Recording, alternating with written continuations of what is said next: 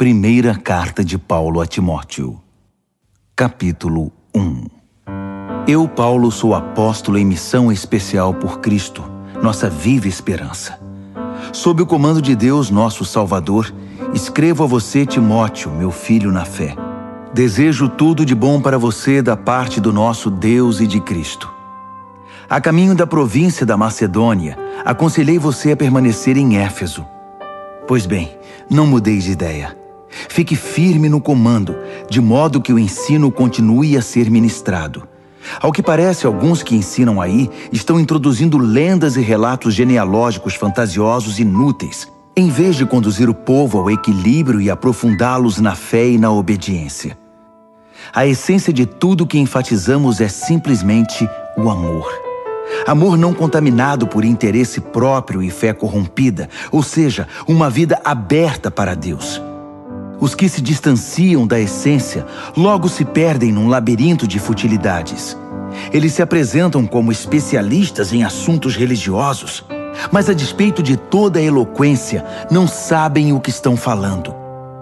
É verdade que a orientação moral e o conselho são necessários, mas vale lembrar: como dizer e a quem dizer são tão importantes quanto o que dizer. É óbvio que o código da lei não é dirigido a pessoas responsáveis, mas aos irresponsáveis que desafiam a autoridade e não pensam no que é certo a respeito de Deus, da vida, do sexo, da verdade e assim por diante. Eles desdenham da mensagem que o grande Deus me incumbiu de transmitir. Sou grato a Jesus Cristo, que me julgou capaz de cumprir esta tarefa, mesmo que eu não merecesse confiança. Você sabe, Ele me confiou este ministério. As únicas credenciais que eu trouxe foram agressão, intolerância e arrogância. Mas fui tratado com misericórdia, porque não sabia o que estava fazendo. Não sabia contra quem lutava. A graça, misturada com a fé e o amor, foi derramada sobre mim e dentro de mim. E tudo por causa de Jesus. Aqui está uma palavra que você pode levar no coração e confiar nela. Jesus Cristo veio ao mundo para salvar os pecadores. Eu sou a prova, o pecador público número 1, de alguém que jamais conseguiria nada, a não ser por pura misericórdia. E agora Ele me apresenta como prova de sua paciência sem fim aos que confiam nele para sempre.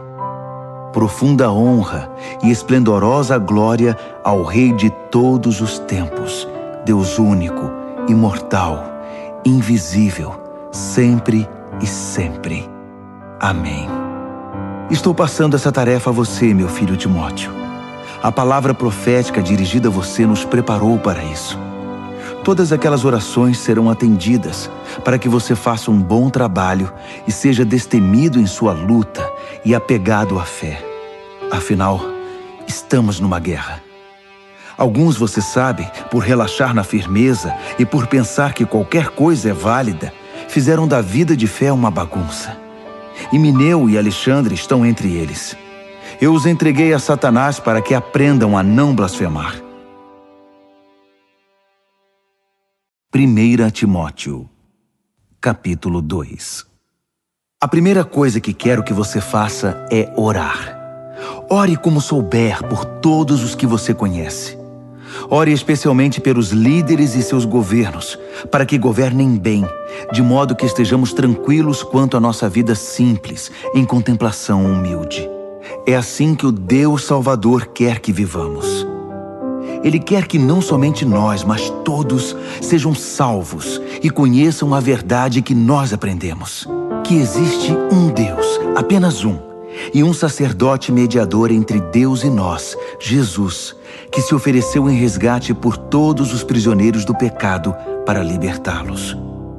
Pouco a pouco as notícias vão se espalhando, e esta tem sido minha única tarefa: levar essas notícias aos que nunca ouviram nada a respeito de Deus e explicar como a mensagem opera, pela fé simples e pela verdade singela. Considerando que a oração está na base de tudo isso, o que mais quero é que os homens orem, em vez de ficar brigando como inimigos, e levantem mãos santas para Deus. Quero também que as mulheres tenham sua participação, portando-se com humildade na presença de Deus, sem obsessão por ficar se enfeitando na frente do espelho ou correndo atrás da última moda, mas fazendo um belo trabalho para Deus, tornando-se belas dessa maneira. Não permito que as mulheres assumam o comando e digam aos homens o que fazer. Elas devem ficar quietas e obedientes, como os demais. Adão foi feito primeiro, depois Eva. A mulher foi enganada primeiro. Foi a pioneira no pecado. E Adão imediatamente depois. Mas o ato de dar à luz trouxe salvação, invertendo a situação de Eva. No entanto, a salvação vem apenas para os que perseveram na fé, no amor e na santidade. E isso os torna maduros. Tenha certeza disso. 1 a Timóteo, capítulo 3. Se alguém deseja ser líder na igreja, ótimo, mas há algumas condições. Deve ser alguém de boa reputação, fiel à esposa, de fácil relacionamento e hospitaleiro. Deve entender do que fala, não ser muito chegado em vinho e não ser controlador, mas gentil. Não deve ser sensível demais a críticas, nem movido pela ganância. Deve administrar bem seus negócios, ser atencioso para com os filhos e respeitado por eles. Pois se alguém não é capaz de lidar com os próprios negócios, como poderá cuidar da igreja de Deus? Não deve ser novato na fé, para que a posição não suba a cabeça, e assim não caia na armadilha do diabo. O mesmo vale para os que querem servir em outras funções na igreja.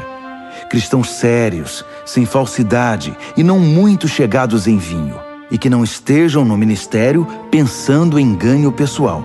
Devem ter respeito pelo mistério da fé, não usando a posição em proveito próprio.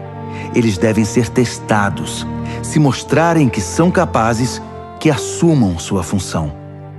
Nenhuma exceção deve ser feita às mulheres. Para elas, as mesmas qualificações, sérias e confiáveis.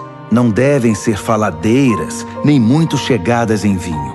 Quem serve na igreja deve ter compromisso com o cônjuge, ser atencioso com os filhos e cuidadoso nos negócios. Os que cumprem devidamente o papel de servo serão respeitados, um crédito verdadeiro para a fé em Jesus.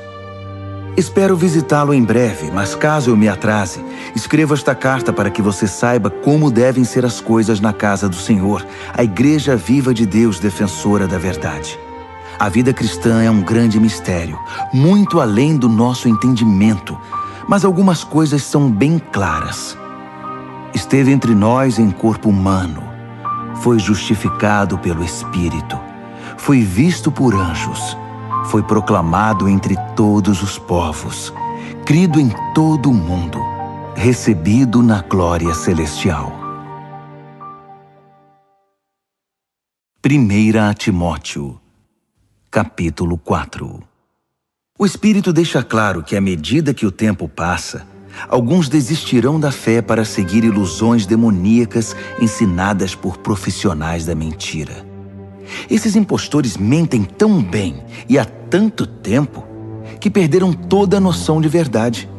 Eles vão proibir o casamento, vão dizer que não se pode comer este ou aquele alimento, comida perfeitamente boa que Deus criou para ser ingerida com alegria e ação de graças pelos que conhecem a verdade. Tudo que Deus criou é bom e deve ser recebido com gratidão. Nada deve ser rejeitado ou jogado fora. A palavra de Deus e nossas orações tornam santo tudo que faz parte da criação. Você foi criado na mensagem da fé e se orienta por ensinos saudáveis. Agora passe adiante este conselho aos seguidores de Jesus e você será um bom servo dele.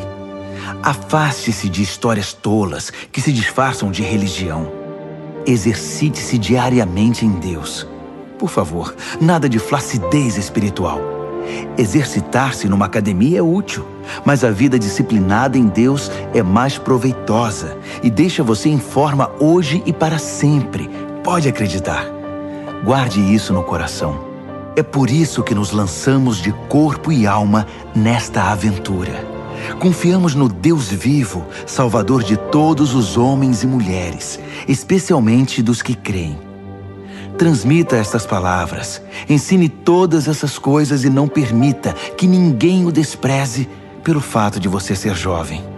Ensine os cristãos com a vida, pela palavra, pelo procedimento, pelo amor, pela fé, pela integridade. Continue lendo as Escrituras, aconselhando, ensinando. Quanto ao dom especial do ministério concedido quando os líderes da igreja impuseram as mãos sobre você, mantenha-o puro e ativo. Cultive estas coisas. Mergulhe nelas. Todos perceberão quanto você amadureceu. Fique firme em seu caráter e em seu ensino. Não se desvie. Apenas fique firme. Você e seus ouvintes vão experimentar a salvação. 1 Timóteo, capítulo 5. Não seja grosseiro nem impaciente com o ancião. Trate-o como se fosse seu pai e os jovens como se fossem seus irmãos. Respeite as mulheres idosas como respeitaria sua mãe e as jovens como se fossem suas irmãs. Cuide das viúvas que não têm recursos. Se uma viúva tem parentes que podem cuidar dela, eles devem aprender que a religião começa em casa e que devem retribuir com gratidão pelo que têm recebido. Isso agrada muito a Deus. Você pode considerar viúva legítima aquela que deposita toda a esperança em Deus e ora constantemente pelas necessidades dos outros e pelas necessidades dela. Mas uma viúva que explora as emoções e o bolso dos outros, não há o que fazer com ela. Ensine estas coisas ao povo para que todos saibam como agir em família. Qualquer um que não cuide dos membros necessitados da família está rejeitando a fé. É pior que se recusar a crer. Designe algumas viúvas para o ministério especial de dar assistência. Elas deverão receber em retribuição sustento da igreja. Elas devem ter mais de 60 anos de idade e um único casamento. Devem ter reputação de saber criar os filhos, ajudar as pessoas de fora e os cristãos desanimados, aflitos e problemáticos. Não inclua viúvas jovens nessa lista. Tão logo sejam incluídas na lista, vão querer sair dela, mais dispostas a arrumar outro marido que a servir a Cristo dessa maneira. E ao quebrar sua palavra, corre um risco de ir de mal a pior, desperdiçando seu tempo em conversas fúteis e fofocas. Não. Prefiro que as viúvas jovens sigam a vida, se casem, tenham filhos, administrem o lar e não deem motivos aos seus críticos para acharem nelas alguma falta. Algumas delas já se desviaram seguindo Satanás.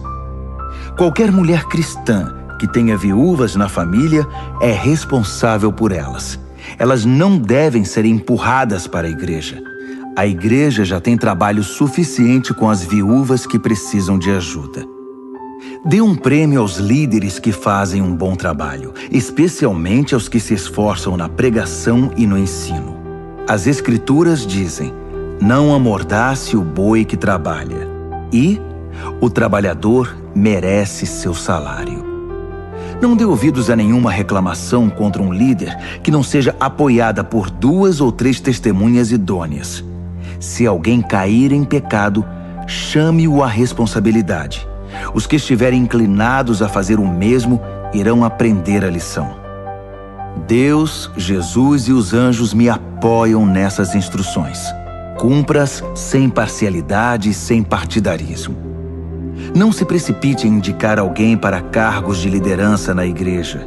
Se alguém estiver envolvido num pecado grave, você não vai querer se tornar cúmplice involuntário, não é? De qualquer maneira, cuide muito bem de você mesmo. Não se importe muito com o que os críticos vão dizer. Siga em frente e beba um pouco de vinho, por exemplo. É bom para a digestão e um bom remédio para o mal que aflige você. Certos pecados são grosseiros e devem ir direto a julgamento. Os pecados de alguns só se manifestam muito tempo depois. O mesmo acontece com as boas obras. Algumas são evidentes, mas nenhuma delas permanece oculta para sempre. 1 Timóteo, capítulo 6. Quem for escravo deve fazer o melhor, respeitando o seu senhor, para que os de fora não falem contra Deus e contra nosso ensino por causa do seu comportamento. Escravos que trabalham para senhores cristãos façam ainda mais. Os senhores deles são também seus irmãos amados. Esses são os assuntos que eu quero que você ensine e pregue. Se algum líder começar a ensinar outra coisa, rejeitando as palavras sólidas do Senhor Jesus e nossa instrução piedosa, diga o que eles são: rios poluídos de ignorância que contaminam tudo com inveja, controvérsia, maledicência e fofocas. De vez em quando há uma epidemia de traição, e a verdade passa a ser apenas uma lembrança remota. Eles pensam que a religião é um meio de conseguir lucro rápido. Uma vida consagrada traz lucro, mas esse lucro é a rica simplicidade de ser você mesmo na presença de Deus. Considerando então que entramos no mundo sem um centavo e que sairemos dele sem nada, se temos pão na mesa e sapatos nos pés, é o bastante. Mas o líder que está apenas atrás de dinheiro se destruirá rapidamente. A cobiça por dinheiro traz problemas, apenas problemas. Depois de entrar por esse caminho, alguns se desviam inteiramente da fé e amargam seu arrependimento pelo resto da vida. Mas você, Timóteo, homem de Deus, fuja de tudo isso. Corra atrás de uma vida justa, uma vida de contemplação, fé, amor, perseverança, cortesia. Corra a toda velocidade na fé. Busque a vida eterna, pois fomos chamados para ela. A vida que você abraçou tão fervorosamente na presença de tantas testemunhas. Exorto você na presença do Deus doador da vida e diante de Cristo, que ficou firme na presença de Pôncio Pilatos e não retrocedeu um só milímetro. Guarde esse mandamento com seriedade e não vacile. O Senhor Jesus Cristo está voltando. Ele vai se manifestar no tempo certo e sua vinda está garantida pelo bendito e incontestável soberano, pelo Supremo Rei, o Altíssimo Deus. Ele é o único que a morte não pode tocar. Sua luz é tão brilhante que ninguém pode chegar perto. Ele nunca foi visto por olhos humanos. Olhos humanos não conseguem percebê-lo. A ele toda a honra e o domínio eterno. Amém. Diga aos ricos na riqueza deste mundo que deixem de lado a empáfia e a obsessão por dinheiro que está aqui hoje e desaparece amanhã. Diga-lhes que busquem Deus, que ajunta muitas riquezas que jamais conseguiríamos administrar, e façam o bem, para que sejam ricos em ajudar os outros e sejam para lá de generosos. Se agirem assim, irão ajuntar um tesouro que vai permanecer, e ainda obterão a vida que é a verdadeira vida. Quanto a você, meu prezado Timóteo, guarde o tesouro que recebeu. Guarde-o com sua vida. Evite a religião de aparências e a confusão praticada pelos que se denominam sábios. Pessoas enredadas em muita conversa podem perder a essência da fé. Que a graça transbordante guarde você.